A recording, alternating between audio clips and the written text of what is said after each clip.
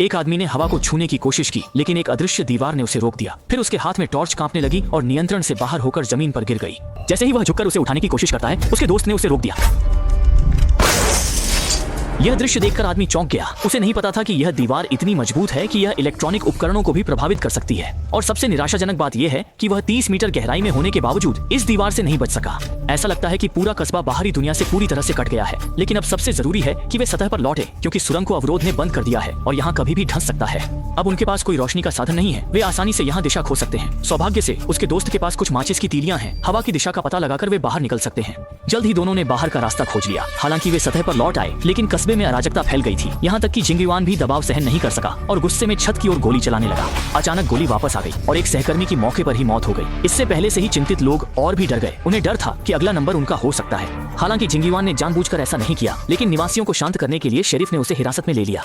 अगले दिन मेयर ने एक आपातकालीन सूचना जारी की। सभी को अपने घरों के दरवाजे बंद करने और बाहर न निकलने की सलाह दी, क्योंकि वह पुलिसकर्मी भाग गया था और पुलिस स्टेशन से एक राइफल भी ले गया था।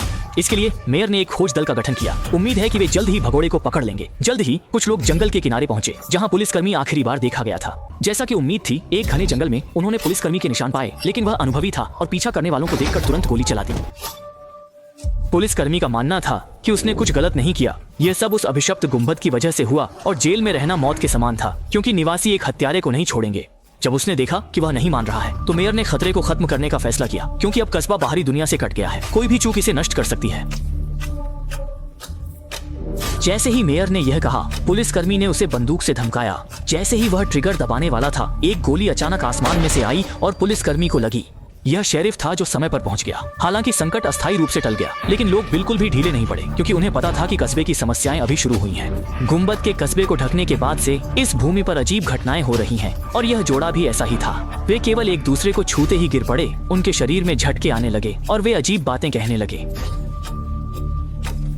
मतलब है, लेकिन यह निश्चित रूप से गुंबद के आने से जुड़ा था। शायद एक और बड़ा संकट आने वाला है। अगले दिन कस्बे में अजीब घटनाएं होने लगी। अस्पताल अचानक मरीजों से भर गया। कई निवासियों को अस्वस्थता महसूस होने लगी, जैसे कि कोई संक्रामक बीमारी फैल रही हो।